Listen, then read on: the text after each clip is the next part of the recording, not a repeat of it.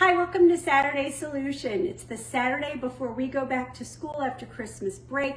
I hope that you are somewhere warm and comfy and that you are in your pajamas. Let's take a look at this problem. It's for the 5th grade. So this is what we posted yesterday, and it's got some key vocabulary. We've got the word deposit, we've got monthly payments, we've got cost.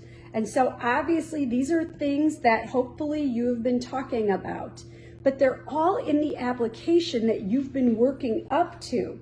Because in 3rd grade, we started this introduction to decimals, and then in the 4th grade was like a reinforced, like messiness year.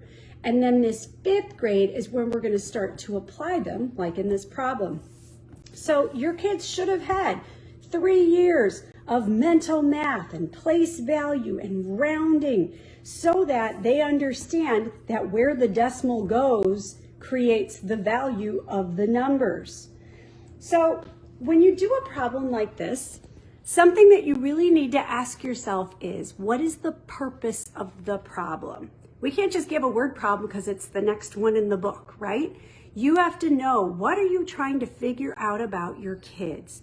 What do you want to know about them by giving this problem so that you can use the data from their answers to kind of diagnose where their thinking is? So here are 3 ways to do it. This is a way that a lot of 5th graders would do it. We kind of call it the chunk it. They take numbers and they start manipulating them and doing things with them. And this is great.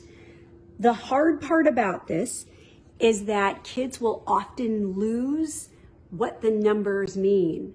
They'll start multiplying stuff and then they'll be like, what do I do with that? What did it? It's hard for them to keep track of what the number stands for. And so that's why we harp on this whole labeling thing. We have to make sure that kids understand what the numbers mean. Here's a second way. Here's a bar model way. This is a great way for kids to visually understand. This is all put together for the same answer. And then finally, you'll see kids come back with this answer. And often it will be because they went home and did it, and their parents said, well, here's the algorithm. And listen, it's fine that parents help. It's great that parents help. But I guess my first question to this kid would be, do you know what the numbers mean? Do you understand? Explain to me what this means. And if they can't explain it to you, then you know you need to go back and do a chunk it or a see it model so that they conceptually get what they're doing.